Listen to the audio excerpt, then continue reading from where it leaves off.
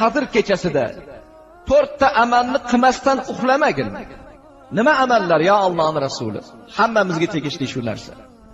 Birinchisi Qur'oni Karimni bir marta xatm qil. Ikkinchisi barcha payg'ambarlarga qiyomat kuni o'zingga shafoatchi qil. Uchinchisi barcha musulmonlarning roziligini topgin. To'rtinchisi haj va umra qilgin. Shularni aytganlardan so'ng ey Allohning rasuli, otam onam sizga fido bo'lsin. Menga shu 4 ta amalni bajarmay uxlamasligimni aytdingiz. Lekin shuncha amallarni bir kechada qila olmayman. Bularni yo'lini ko'rsating. Shunda Rasululloh tabassum bilan menga javob berdilar: "Ey Oysha, aytgan amallarim sendan hech qanday kuch talab qilmaydi.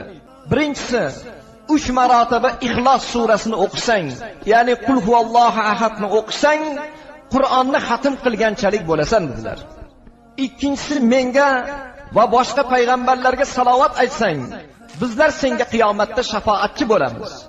Uchinchisi mo'min birodarlaring uchun Allohdan afv tilasang, ularni hammasini rozi qilgan bo'lasan.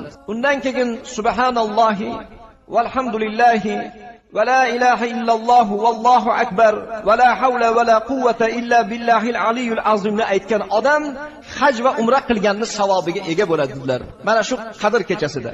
Endi Qadr kechasi o'qiladigan namoz bor, 4 rakatli namoz. Bu namoz